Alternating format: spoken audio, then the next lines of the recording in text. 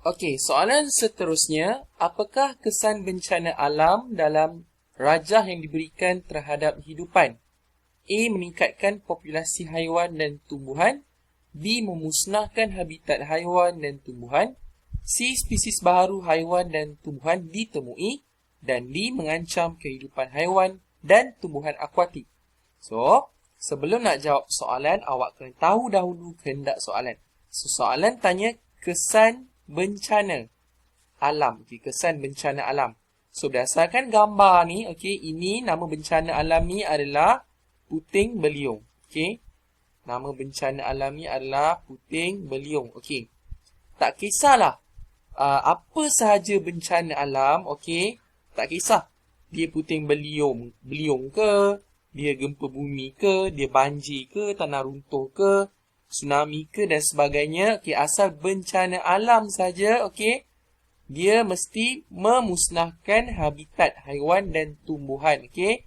Sebab apa? Bila berlaku bencana alam, haiwan dan tumbuhan dia tak dapat lari ke tempat lain. Okay, so kawasan dia musnah lah, tempat tinggal dia musnah. Okay, kalau awak jawab A, meningkatkan populasi haiwan dan tumbuhan, jawapan ni bermaksud, okay, kalau bencana alam berlaku, bilangan haiwan dan tumbuhan akan bertambah. Okay, salah. Sepatutnya berkurang. So, populasi. Bilangan haiwan dan tumbuhan sepatutnya berkurang. Kalau C, spesies baru haiwan dan tumbuhan ditemui. Ini tak logik ya. Sebab bila berlaku bencana, musnah. So, takkanlah kita jumpa spesies yang baru.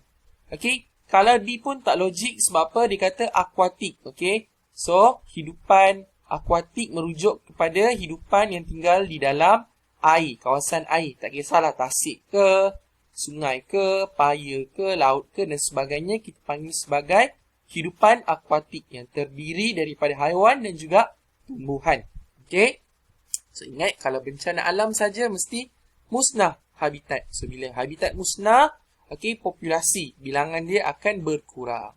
Okay, soalan seterusnya, okay, terdapat 4 pilihan jawapan. Okay, mungkin awak tak nampak. Okay, pilihan jawapan yang pertama, menebang pokok yang terpilih. Okay, satu, Ustaz short formkan. Tebang pokok terpilih. Okay, penebangan terpilih lah. Penebangan terpilih. Hanya tebang pokok-pokok yang tertentu sahaja. Bukannya dia tebang semua. Okey. Pilihan jawapan yang kedua, menubuhkan pusat konservasi penyu. So, kat sini Ustaz letak pusat konservasi penyu. Okey. Yang ketiga, menanam semula pokok di kawasan pembalakan. So, menanam semula pokok. Okey, yang ketiga, tanam semula pokok.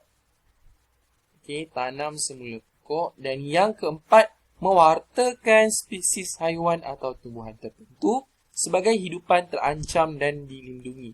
So, yang keempat, mewartakan. Okey, mewartakan ni maksudnya mengisytiharkan. Kita umumkan suatu spesies haiwan, tumbuhan atau kawasan tu sebagai terancam dan perlu dilindungi.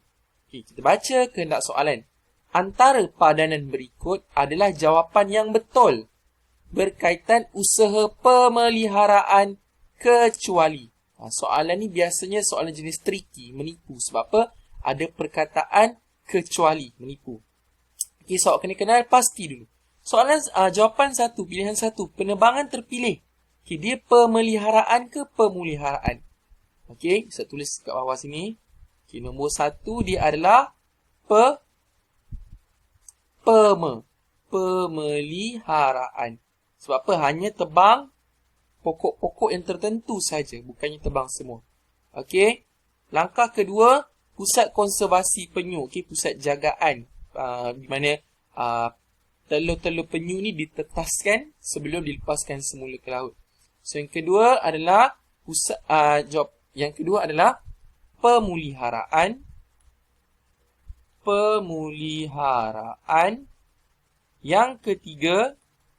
Yang ketiga tanam semula pokok. So, tanam semula pokok adalah pemuliharaan. Dan yang keempat, mewartakan, mengumumkan. Okey, ini adalah kekalkan. pemeliharaan.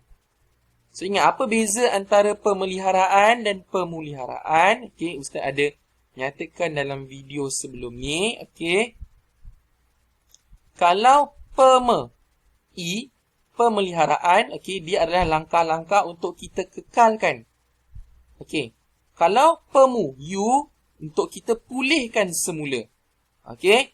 So, soalan tanya, betul berkaitan usaha pemeliharaan kecuali. So, ada perkataan kecuali. Maksud soalan ni adalah diminta awak, bahasa mudah dia, antara berikut yang manakah langkah pemuliharaan, So, jawapannya adalah pilihan jawapan yang kedua, iaitu pusat konservasi penyu.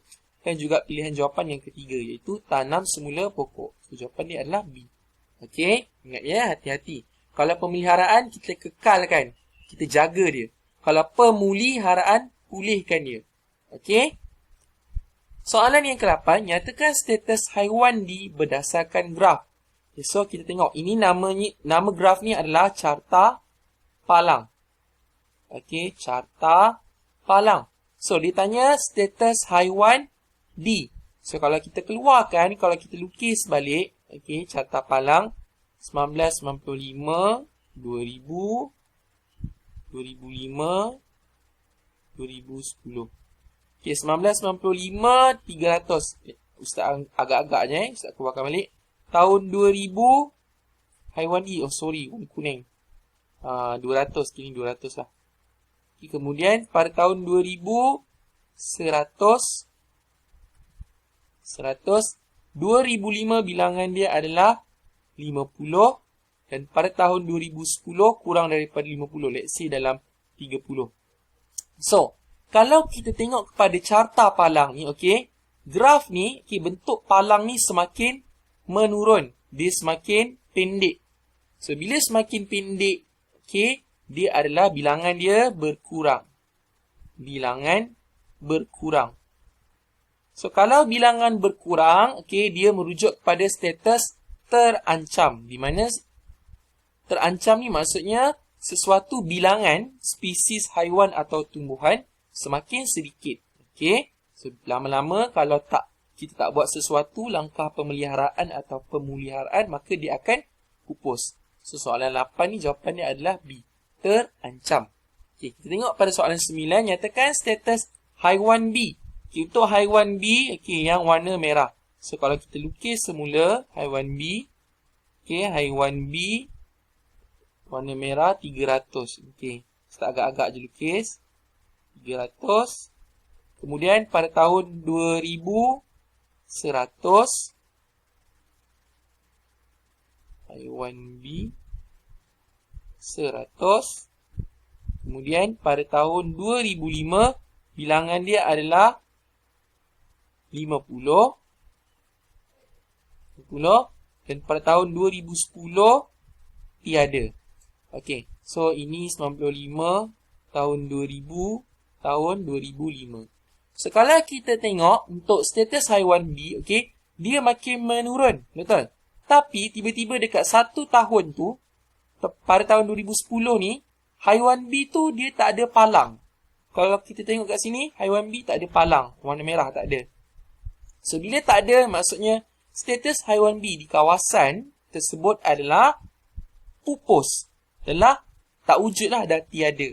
Okey, sebab dah mati, pemalakan dan sebagainya. Okey, so hati-hati dengan bentuk soalan. Kalau tengok graf, awak boleh tahu jawapan. Okay. Seterusnya, soalan 10, nyatakan status haiwan C. So, haiwan C yang berwarna hijau. Okey, kalau Ustaz lukis semula, haiwan C, dia bermula pada tahun 95. Bilangan dia kurang 50. Let's say Ustaz letak kat sini. Let's say lah ni dalam 30 contoh. Okey. Kemudian pada tahun 2000, okay, dia meningkat sedikit. Pada tahun 2000, let's say 40. Okey. Kemudian pada tahun 2005, dia jadi dalam, let's say 100, Ustaz ambil 160 lah. Pada tahun 2005, bilangan dia jadi 160 ekor. Dan kemudian pada tahun 2010, bilangan dia menjadi 200. Pada tahun 2010, bilangan dia menjadi 200.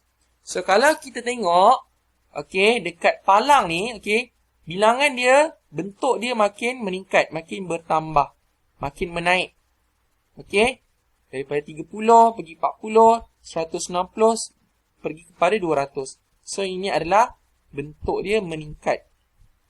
So, kalau meningkat, itu menunjukkan bahawa bilangan haiwan di kawasan tersebut semakin bertambah banyak. Okay, so, bila bertambah banyak, okay, kenapa boleh bertambah banyak? Sebab apa? Haiwan tu berada di dalam proses pemuliharaan. Kita pulihkan semula supaya bilangan dia menjadi bertambah banyak. Okay, so jawapan ni adalah A dalam pemeliharaan. Okay, kalau kita tengok untuk haiwan A pula, kalau haiwan A dia statik saja, 200. Okay. Kenapa dia boleh kekal? Sebab dia dalam proses pemeliharaan. Pemeliharaan. Untuk haiwan A, pemeliharaan. Dia kekal. Bilangan dia tak bertambah, tak berkurang.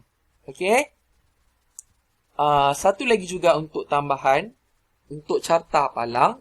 Okay. Untuk carta palang, let's say, kejap kita akan tambah satu lagi. Okay. Dalam soalan carta palang tu, okay, awak kena hati-hati. Okay, awak kena tahu. Biasanya dekat atas ni adalah PUB, pemuli ubah bergerak balas. Bawah ni adalah PUM. So, dalam kes tu, okay, PUM dia adalah tahun. PUB adalah bilangan haiwan. Bilangan. Okay. So, mesti ada tajuk. Okay, mesti ada tajuk. Kalau macam kes ni, bilangan dengan tahun. Kemudian awak lukislah. Ikut nombor yang diberikan. Okay, so kena berhati-hati. Okay, sekian saja untuk video penerangan PDP pada kali ini. Assalamualaikum warahmatullahi wabarakatuh.